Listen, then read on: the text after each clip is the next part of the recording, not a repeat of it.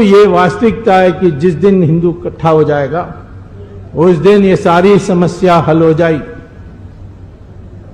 मुसलमान भी ठीक हो जाएगा।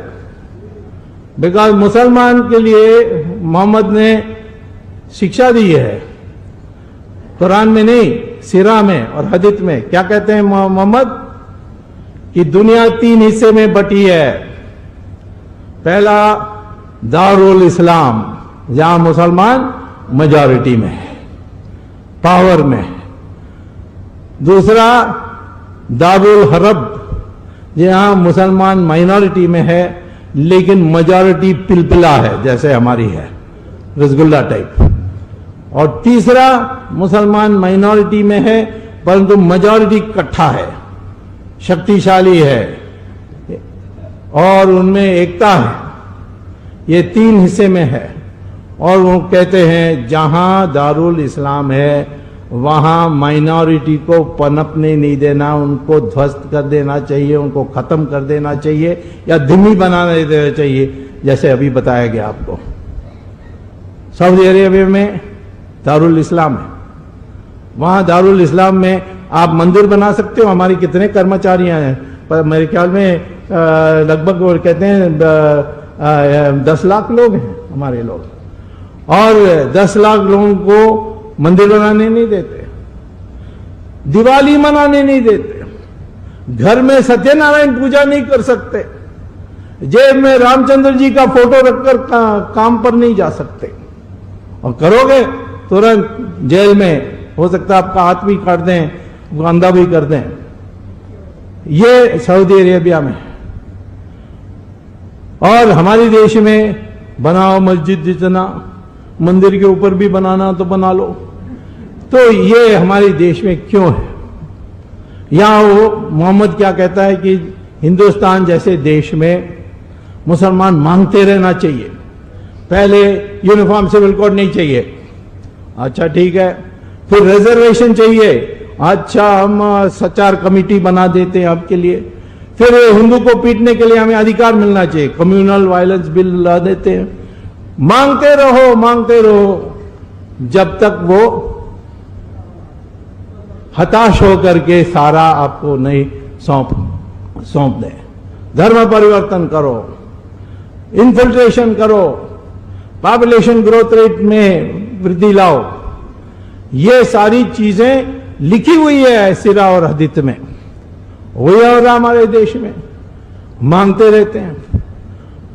और आप देखिए जहां मेजॉरिटी यूनाइटेड है वहां नहीं मांगते।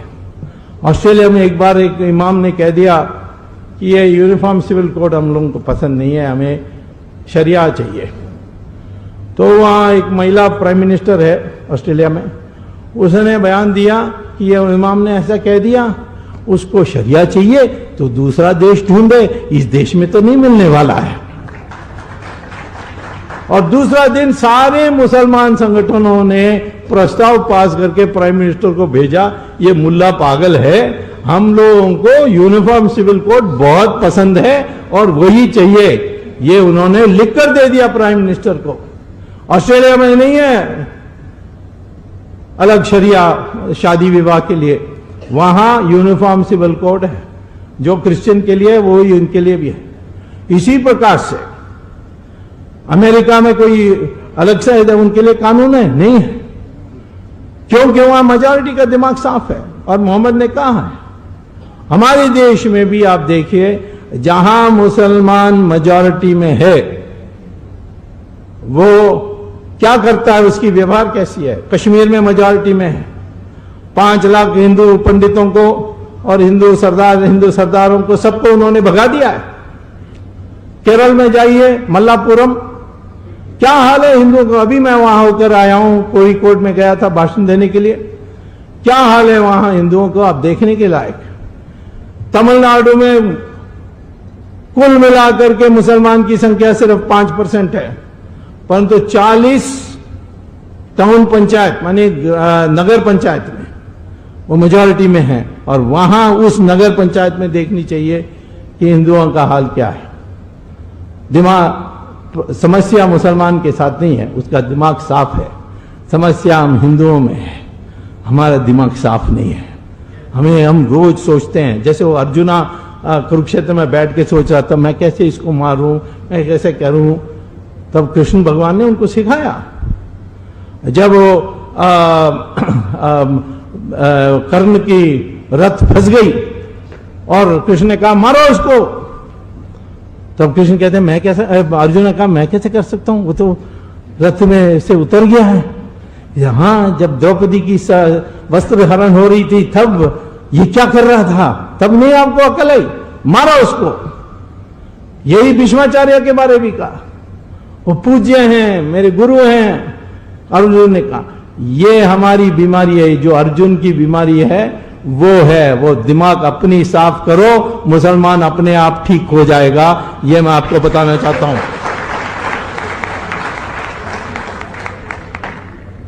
मुसलमान की मेजॉरिटी बढ़ रही है, संख्या बढ़ रही है, इसमें कोई दो राय नहीं है। उनकी जनसंख्या भी बढ़ रही है बच्चे पैदा करने की दृष्टि से, और इन्फिल्ट्रेशन भी हो रही है। तो हम तो उस पर्दा में पड़ना बहुत मुश्किल है। तो हमें क्या करना चाहिए, मुसलमान को जो ये माने कि उनका पूर्वज हिंदू है, उसको धीरे धीरे हिंदू बना दो, और ये बन सकते हैं।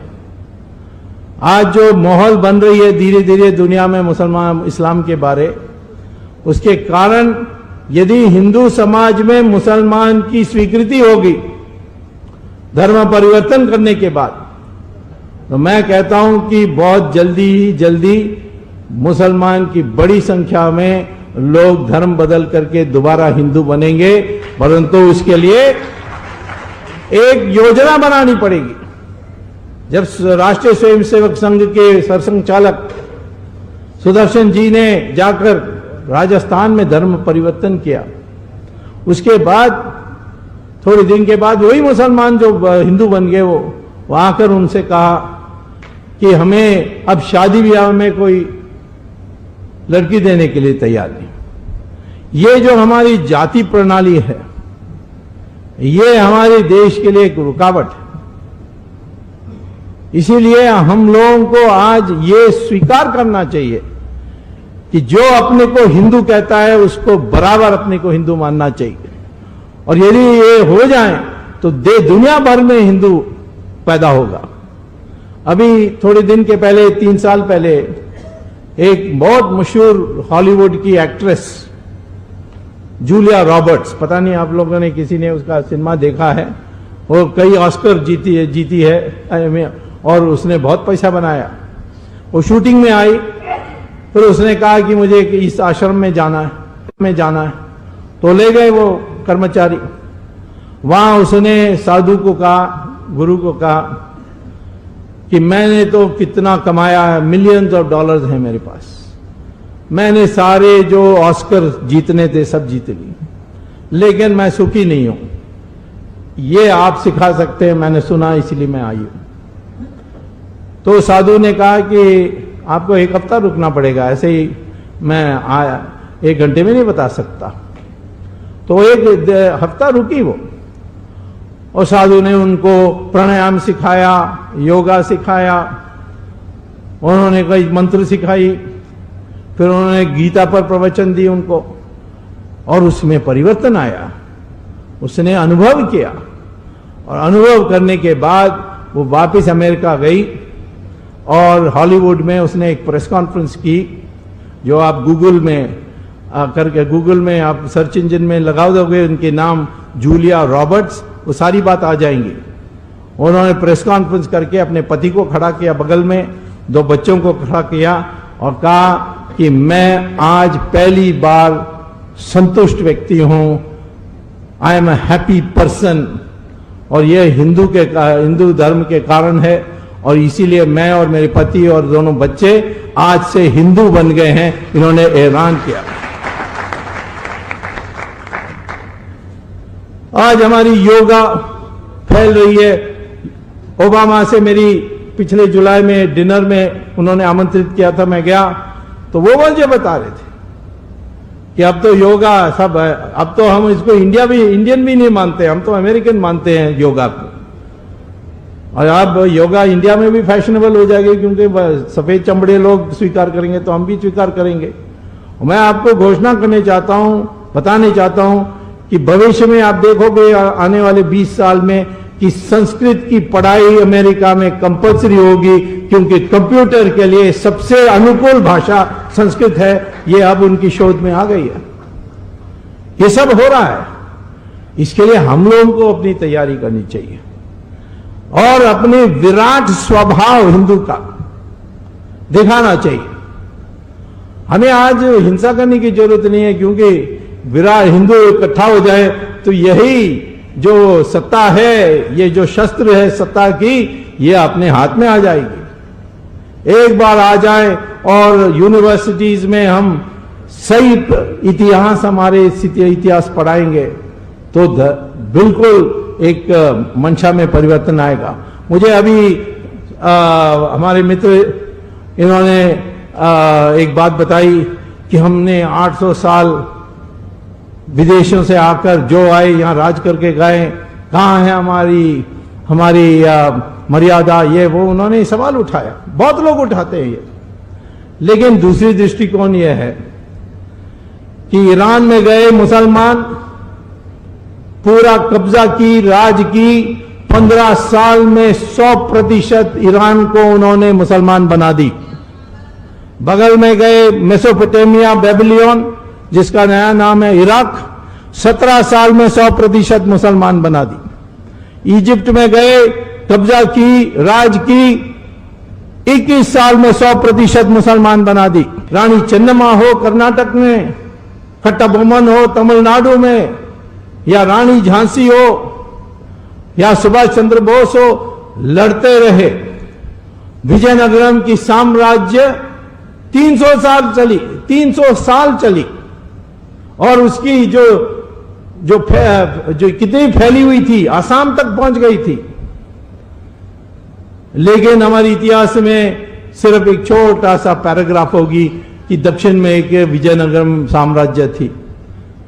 लेकिन अकबर से औरंगजेब सिर्फ 150 साल, और एक एक अध्याय, एक एक चैप्टर हिस्ट्री बुक में पढ़ाया जाता है। तो ये तो हमारी गलत इतिहास जो लिखी गई है, जिससे हमारी दृष्टिकोण इस प्रकार से बनी है, इसको बदलना है। और आज हमें विराट हिंदू बनना है। सरकार बनेगी तो आपके नेता सब में विराटता होनी चाहिए। कश्मीर में क्या करना चाहिए? उन्होंने 5 लाख हिंदुओं को भगा दिया। हम लोगों को अपने भूतपूर्व सैनिकों से जो 1 करोड़ है उनमें से छांट करके 10 लाख को निकालना चाहिए, उनको हथियार देना चाहिए, पैसा देना चाहिए, कहना चाहिए कि जाओ कश्मीर में अपने कुटुंब के साथ और वहां जाकर बस के रहो, और अपने बंदूक चलाना तो बंदूक चलाओ। बदल आ जाएगी। मुसलमान ने, मैंने कहा ना, जहां मेजॉरिटी आवाज देगी एक साथ, एकता के साथ, वहां वो आपकी बात मानेंगे। हर मुसलमान आज प्राइवेटली मुल्ला को छोड़कर, कट्टरपंथियों को छोड़कर स्वीकार करता है कि मेरा पूर्वज हिंदू है। ये ऐलान करना चाहिए, मुझे गर्व है कि मेरा पूर्वज हिंदू है, और मेरा धर्म उपासना पद्धति बदल सकती है, परंतु मेरी संस्कृति नहीं बदलेगी। हम हिंदू संस्कृति के लोग हैं, उनको हम अपना मुसलमान कहेंगे, और जो उनका मुसलमान है वो अंतर्राष्ट्रीय मुसलमान होगा।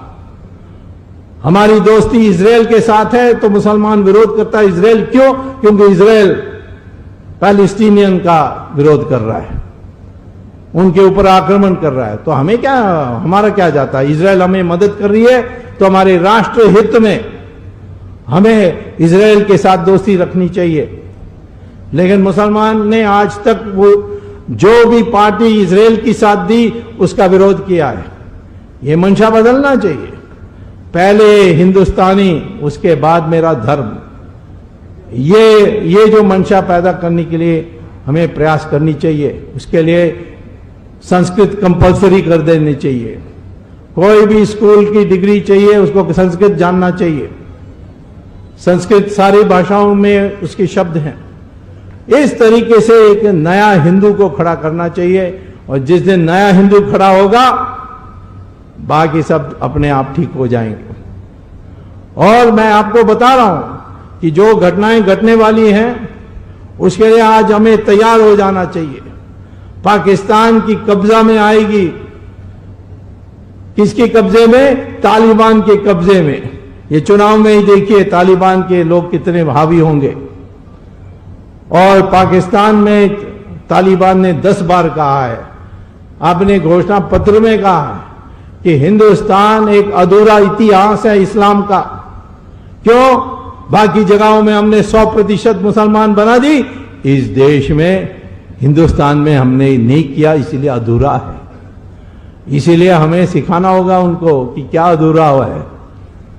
पाकिस्तान के साथ लड़ाई होना निश्चित है, लेकिन उसके लिए तैयारी करनी चाहिए। ये हमारे सलमान खुर्शीद कहते हैं कि चीन आ गई है 20 किलोमीटर, वो फुंसी जैसा है। एक जमाने में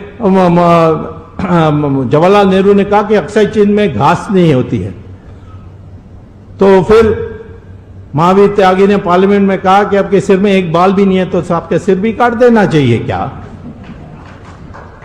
तो इस तरीके से जो चापलूसी, तुष्टीकरण, सरेंडर मेंटालिटी जिसको कहते हैं वो है। युद्ध आती है हमारे कारण नहीं, ऐतिहासिक कारण से आती है। उस समय हम तैयार हैं तो सारे देश की नक्शा, देश की इतिहास सब बदल सकते हैं। तो आज आवश्यकता किसकी है? हथियार व्यक्ति तो बहुत आसानी से मिल जाएगी। आज आवश्यकता है दिमाग की, चेतना की, संज्ञा की।